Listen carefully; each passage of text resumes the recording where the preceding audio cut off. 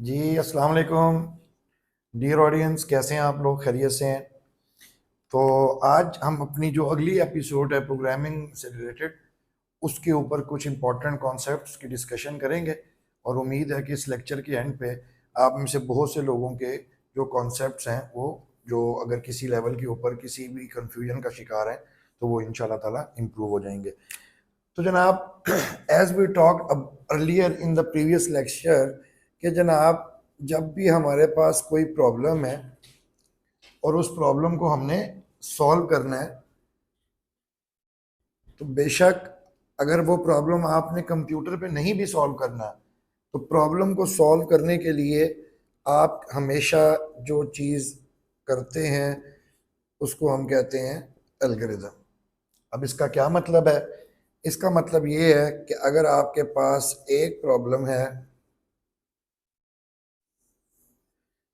आप उस प्रॉब्लम के सॉल्यूशन को अचीव करना चाहते हैं, so what you need to do is you need to find an algorithm. तो इस डेफिनेशन के मुताबिक एल्गोरिथम क्या हुआ? प्रॉब्लम से सॉल्यूशन तक का जो पाथ है वो आप किसकी मदद से अचीव करते हैं? एल्गोरिथम की मदद से। So what an algorithm is in simple terms, ये एक सेट ऑफ स्टेप्स हैं जिनको आपने फॉलो करना है और आप प्रॉब्लम से उसके सॉल्यूशन तक पहुंच जाएंगे। अब डियर स्टूडेंट्स, इस जो 1 मिनट की हमारी डिस्कशन है, इसकी बेस के ऊपर एक चीज़ बड़ी वाजे हो गई है, और वो वाजे ये हुई है कि सबसे इम्पॉर्टेंट स्किल जो आपके पास होनी चाहिए वो बेसिकली प्रॉब्लम सॉल्विंग की स्किल है। और इंसान जब दुनिया में कंप्यूटर नहीं भी था, तब भी इंसान अपनी ज़िंदगी में प्रॉब्लम्स को सॉल्व कर रहा था। आप में से भी बेशुमार लोग रोज़मर्रा की ज़िंदगी में डिफरेंट प्रॉब्लम्स को सॉल्व करते हैं। फॉर एग्ज़ाम्पल, आपने अपने घर से किसी दूसरी जगह पर पहुंचना है और आपको उस जगह का रास्ता नहीं आता, तो आप इस प्रॉब्लम को कैसे सॉल्व करते हैं? आप इस प्रॉब्लम को सॉल्व करने के लिए गूगल मैप की हेल्प लेते हैं, और गूगल मैप की मदद से आप अपनी सोर्स से डेस्टिनेशन पर पहुंच जाते हैं। तो इसका मतलब है the most important skill is problem solving.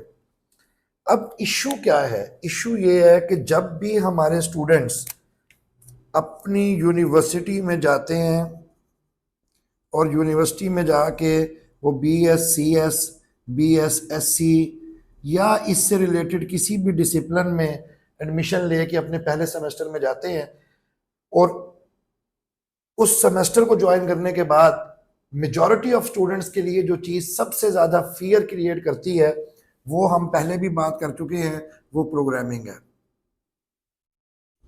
और प्रोग्रामिंग के फियर होने की सबसे बड़ी वजह क्या है? सबसे बड़ी वजह ये है कि बेसिकली हमारा जो प्रॉब्लम सॉल्विंग की स्किल है वो as a human to human communication में तो शायद बहुत अच्छी है, लेकिन जब हमने उसी प्रॉब्लम को एक मशीन से सॉल्व करवाना है, तो जो मशीन के साथ कम्युनिकेट करने के लिए सोच है वो हमारी डेवलप नहीं हुई। इन अदर वर्ड्स, हमारी जो कंप्यूटेशनल थिंकिंग है उसके बारे में हमने ना कभी सोचा है, और ना ही कभी कंप्यूटेशनल थिंकिंग को यूज करते हुए हमने प्रॉब्लम को सॉल्व किया है। तो अब स्टूडेंट्स के लिए इशू क्या होता है? एक तरफ उनकी प्रॉब्लम सॉल्विंग स्किल कॉम्प्रोमाइज होती हैं, और साथ दूसरी तरफ उनको जब साथ ही साथ लैंग्वेज पढ़ाना शुरू कर दी जाती है, तो लैंग्वेज के सिंटेक्स से वो इतना घबरा जाते हैं कि उनको लगता है कि प्रोग्रामिंग बहुत मुश्किल है। सो मेरी 21 ईयर्स के बाद जो ऑब्जर्वेशन है वो ये है कि एक्चुअली प्रोग्रामिंग तो किसी चीज़ को लिखने का एक वे है जो कि किसी वक्त भी लर्न किया जा सकता है।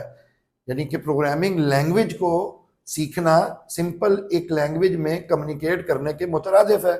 जैसे आप उर्दू बोलते हैं, आपकी नेटिव लैंग्वेज है, और अब आपने इंग्लिश सीखनी है या आपने कोई और लैंग्वेज सीखनी है, तो जितना उस लैंग्वेज में कम्युनिकेट करने में आपको, उसकी वोकेबलरी को लर्न करने में, उसके सेंटेंस स्ट्रक्चर को समझने में जो टाइम लगता है, that is the time you need to learn and switch from one language to another. लेकिन अगर आपको यही नहीं पता कि आपने लैंग्वेज को यूज करके कम्युनिकेट करना क्या है, तो आप यकीन कीजिए लैंग्वेज का सिंटेक्स सीखने से आप कभी भी प्रॉब्लम सॉल्वर या आप कभी भी एक ऐसी स्किल को होल्ड नहीं कर सकते जिसकी बेस के ऊपर आप कल को मार्केट में जॉब गेट कर सके। तो इससे साबित हुआ कि सबसे इंपॉर्टेंट चीज है प्रॉब्लम सॉल्विंग, और जब आपको प्रॉब्लम सॉल्व करना आ जाएगा तो उसके बाद सेकंड इंपॉर्टेंट चीज ये है कि उस प्रॉब्लम को जिसको अब आप सॉल्व कर रहे हैं उसको किसी प्रोग्रामिंग लैंग्वेज के सिंटेक्स में कैसे ट्रांसलेट करना है। तो जनाब उम्मीद है यहाँ तक जो मैंने आपके साथ गुफ्तगू की है वो गुफ्तगू आपको समझ आ गई होगी। तो अब जनाब हम एक लेवल इसको और एक्सटेंड करते हैं। तो साबित हुआ सर कि एक प्रॉब्लम है, उस प्रॉब्लम को सॉल्व करने के लिए हमने उसका एल्गोरिथम बनाना है, और जो एल्गोरिथम है उसको रिप्रेजेंट करने के लिए हमारे पास दो वेज हैं। एक, आप अपनी जो भी नेचुरल लैंग्वेज है उसमें आप उसको रिप्रेजेंट कर लें टेक्सचुअल फॉर्म के अंदर, या आप उसकी कोई ग्राफिकल रिप्रेजेंटेशन बना लीजिए। तो जो नेचुरल लैंग्वेज में आप रिप्रेजेंट करेंगे उसको हम कहते हैं जनाब सूडो कोड, और जो हम ग्राफिकल में रिप्रेजेंट करेंगे उसको हम कहते हैं भाई फ्लो चार्ट। तो इसका मतलब है अगर आप किसी प्रॉब्लम को सॉल्व करने से पहले, यानी उसको किसी प्रोग्राम में लिखने से पहले अगर आप उसका एल्गोरिथम बिल्ड कर लें, और एल्गोरिथम बिल्ड करने के बाद आप उसको फिर किसी प्रोग्रामिंग लैंग्वेज में ट्रांसलेट करें, तो बिलीव मी आपको प्रॉब्लम की कॉम्प्लेक्सिटी को ओवरकम करने का मौका मिल जाएगा, और जो फियर आपके अंदर लैंग्वेज क्रिएट कर रही है आप बहुत जल्द उस फियर को इंशाल्लाह ताला ओवरकम कर लेंगे। तो अब हम ये डिस्कस करने लगे हैं पहले पार्ट ऑफ दिस लेक्चर में कि किसी भी प्रॉब्लम का हम एल्गोरिथम कैसे बिल्ड करते हैं, और उसके बाद हम एक छोटी सी एग्जांपल के साथ कुछ एल्गोरिथम को किसी प्रोग्रामिंग लैंग्वेज में ट्रांसलेट करने का जो एक मैकेनिज्म है उसके ऊपर भी इंशाल्लाह ताला बात करते हैं। सो डियर स्टूडेंट्स, पहली बात जो अब मैं आपको समझाने की कोशिश करने लगा हूं वो ये है कि जब भी आपने किसी भी प्रॉब्लम के एल्गोरिथम को बनाना है तो याद रखिएगा आपके पास एल्गोरिथम में 3 तरह के स्ट्रक्चर्स अवेलेबल हैं। इसका मतलब है किसी प्रॉब्लम में कोई एक स्ट्रक्चर हो सकता है, किसी प्रॉब्लम में आपके पास 2 स्ट्रक्चर हो सकते हैं, किसी में 3 हो सकते हैं, एंड सो ऑन। तो पहला स्ट्रक्चर जो है उसको हम कहते हैं सीक्वेंस, दूसरे को हम कहते हैं सिलेक्शन, और तीसरे को हम कहते हैं रेपिटिशन।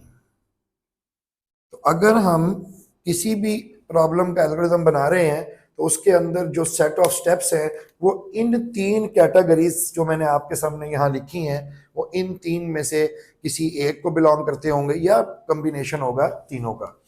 सीक्वेंस का क्या मतलब है? सीक्वेंस का मतलब ये है कि अगर आपने स्टेप्स लिखे हैं 1 2 3 4 5 तो ये इसी सीक्वेंस में एग्जीक्यूट होंगे। पहले स्टेप 1, फिर स्टेप 2, फिर स्टेप 3, फिर स्टेप 4 और फिर स्टेप 5। ये है सीक्वेंस।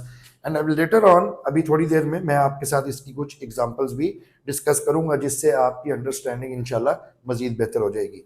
सिलेक्शन का मतलब ये है कि फॉर एग्जांपल आपने 1 2 3 और उसके बाद यहाँ पर आपने कोई सिलेक्शन की स्टेटमेंट लिखी हुई है और उसकी बेस के ऊपर, ये लाइन 4 है आपकी, उसकी बेस के ऊपर या 5 और 6 एग्जीक्यूट होनी है या 7 और 8 एग्जीक्यूट होनी है। मतलब 1 2 और 3 तो वो इंस्ट्रक्शंस हैं जिन्होंने सीक्वेंस में चलना ही चलना है, और जो 4 है वो एक कंडीशन है।